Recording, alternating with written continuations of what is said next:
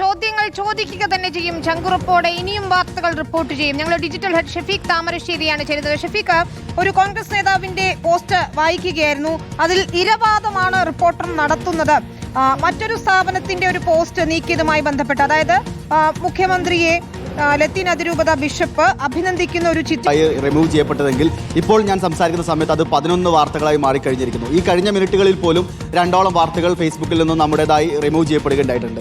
ഈ വാർത്തകളെല്ലാം തന്നെ ഏതെങ്കിലും വിധത്തിൽ സംസ്ഥാന സർക്കാരുമായി ബന്ധപ്പെട്ടതോ മുഖ്യമന്ത്രി വി.ഡി. സതീശനുമായി ബന്ധപ്പെട്ടതോ ആയ വാർത്തകളാണ്. നേരിട്ടോ അല്ലാതെയോ സർക്കാരിന്റെ പ്രവർത്തനങ്ങളെ വിമർശിക്കുന്ന വാർത്തകളോ സർക്കാർ അല്ലെങ്കിൽ മുഖ്യമന്ത്രിയുമായി ബന്ധപ്പെട്ട് കഴിഞ്ഞ ദിവസങ്ങളിൽ ഉയർന്നു വന്ന വാർത്തകളോ ഇത്തരം വാർത്തകൾ മാത്രമാണ് നമ്മുടേതായി ഫേസ്ബുക്കിൽ നിന്ന് റിമൂവ് ചെയ്യപ്പെട്ടിരിക്കുന്നത്. ഇവിടെ നമ്മൾ ഏറ്റവും പ്രധാനമായി മനസ്സിലാക്കേണ്ട കാര്യം, ഈ ദിവസങ്ങളിൽ കഴിഞ്ഞ 24 മണിക്കൂറിനിടെ നമുക്ക് സംസ്ഥാന സർക്കാരുമായി ബന്ധപ്പെട്ട പ്രധാനപ്പെട്ട ഒരു വാർത്തകളും നമ്മുടെ സോഷ്യൽ മീഡിയ പ്ലാറ്റ്ഫോമിൽ പ്രസിദ്ധീകരിക്കാൻ കഴിയുന്നില്ല എന്നുള്ളതാണ്. അപ്പോൾ എന്താണ് ഇതിലൂടെ ഈ സർക്കാർ മുന്നോട്ട് വയ്ക്കുന്നത്?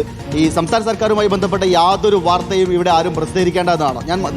നമുക്കിപ്പോൾ ഏറ്റവും ഒടുവിൽ ലഭിക്കുന്ന വിവരമനുസരിച്ച് റിപ്പോർട്ടർ ടിവിക്ക് മാത്രമല്ല സമാനമായ അനുഭവങ്ങൾ മറ്റ് മാധ്യമ സ്ഥാപനങ്ങൾക്ക് വരുന്നതായി അവർ വിവരങ്ങൾ പുറത്തുവിടുന്നുണ്ട്. അപ്പോൾ ഇത് സമീപകാല കേരളം കണ്ടിട്ടില്ലാത്തൊരു രാഷ്ട്രീയ സാഹചര്യമാണ്. കാരണം പ്രത്യേകിച്ചും 100% ഒരു മാധ്യമ വേട്ട എന്ന് തന്നെ നമുക്ക് വിശേഷിപ്പിക്കാൻ കഴിയുന്ന വിധത്തിലേക്ക് സാഹചര്യങ്ങൾ മാറിയിരിക്കുന്നു. പ്രത്യേകിച്ച് ഇതൊരു രാഷ്ട്രീയ പ്രശ്നം കൂടിയാണ്. നമുക്കറിയാം, കഴിഞ്ഞ കുറേ കാലങ്ങളായി 2014 രാജ്യത്ത് നരേന്ദ്രമോദി സർക്കാർ അധികാരത്തിലെത്തിയതിനു ശേഷം മാധ്യമങ്ങളെ വരിഞ്ഞു മുറുക്കാനുള്ള ഒരു ശ്രമം ഏത് വിധത്തിലായിരുന്നു നടന്നിരുന്നത്? എങ്ങനെയാണ് മാധ്യമങ്ങൾക്ക് കൂച്ചുവിലം കിട്ടത്?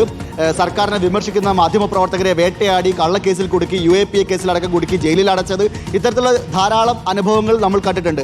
ആ രാഷ്ട്രീയ സാഹചര്യങ്ങളിലെല്ലാം തന്നെ പ്രതിപക്ഷത്തിന്റെ ഭാഗമായി മാധ്യമ സ്വാതന്ത്ര്യത്തിന് വേണ്ടി വലിയ പോരാട്ടം നടത്തിയിട്ടുള്ള രാഷ്ട്രീയ പ്രസ്ഥാനമായിരുന്നു ഇന്ത്യൻ നാഷണൽ കോൺഗ്രസ്. രാഹുൽ ഗാന്ധി അടക്കമുള്ള നിതാക്കൾ ആ നിലയിൽ മാധ്യമ സ്വാതന്ത്ര്യത്തിന് വേണ്ടി വലിയ രീതിയിൽ മുന്നോട്ട് പ്രവർത്തനങ്ങൾ നടത്തിയിട്ടുണ്ടായിരുന്നു.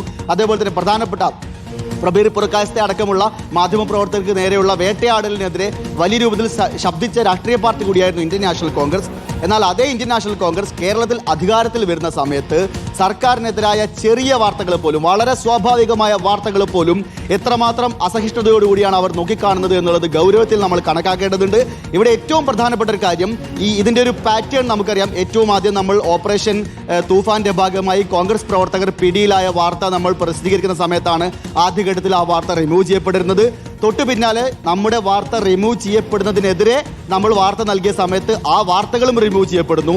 അതിനെ തുടർന്ന് പി ജയരാജൻ എന്ന CPM-ന്റെ സമുന്നതനായ നേതാവ് റിപ്പോർട്ടർ ടിവിയുടെ വാർത്ത പിൻവലിച്ചതുമായി ബന്ധപ്പെട്ട വിഷയത്തിൽ നടത്തിയ പൊതു പരാമർശം, ആ പ്രസ്താവന നമ്മൾ വാർത്തയാക്കി മാറ്റിയപ്പോൾ ആ വാർത്തയും റിമൂവ് ചെയ്യുന്നു.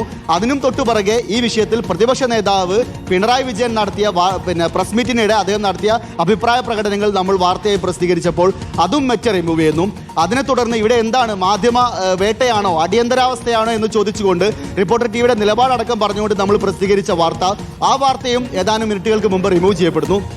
ഇങ്ങനെ ഒരു വിധത്തിലും സംസ്ഥാന സർക്കാരുമായി ബന്ധപ്പെട്ട പരാമർശങ്ങൾ അടങ്ങിയ ഒരു വാർത്തയും നിങ്ങൾ പ്രസിദ്ധീകരിക്കേണ്ട എന്നുള്ള തിട്ടൂരം ഇവിടെ മാധ്യമങ്ങൾക്ക് നൽകുന്ന ഒരു സ്ഥിതിവിശേഷം ഇവിടെ നമുക്ക് മുന്നിൽ കടന്നു വരികയാണ്.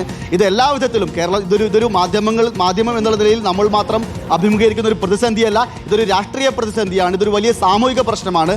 സംസ്ഥാന സർക്കാരിനെ വിമർശിക്കുന്നതോ സംസ്ഥാന സർക്കാരിനെ ഓഡിറ്റ് ചെയ്യുന്നതോ ആയ ഒരു വാർത്തയും സമൂഹ മാധ്യമങ്ങളിൽ വരരുത് എന്നുള്ള ധിക്കാരപരമായ ഈ സമീപനം അക്ഷരാർത്ഥത്തിൽ മാധ്യമ വേട്ട എന്ന് തന്നെ നമ്മൾ വിലയിരുത്തേണ്ടി വരും. അതാണ് വി.ഡി. സതീശന്റെയും നരേന്ദ്രമോദിയുടെയും പേരുകൾ വരുന്ന വാർത്തകളൊക്കെ, അല്ലെങ്കിൽ അവരെ കുറിച്ചുള്ള വാർത്തകളൊക്കെ നീക്കം ചെയ്യപ്പെടുന്ന നിലയിലേക്ക് കാര്യങ്ങൾ എത്തുന്നു എന്നുള്ളതാണ്. ഇതിലിപ്പോൾ ഇന്ന് പ്രതിപക്ഷ നേതാവിന്റെ പ്രതികരണം നൽകിയിരുന്നു, അത് നീക്കിയിട്ടുണ്ട്.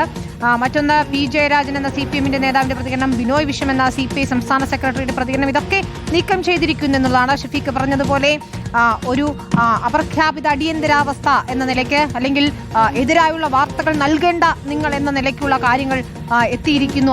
ആ തരത്തിൽ മാധ്യമവേട്ട എത്തിച്ചിരിക്കുന്നു എന്നതാണ്. സെൻസറിങ്ങും മാധ്യമവേട്ടയും നടത്തിയാലും ചോദ്യങ്ങളായി തന്നെ അന്തരീക്ഷത്തിലുണ്ടാകും സർ.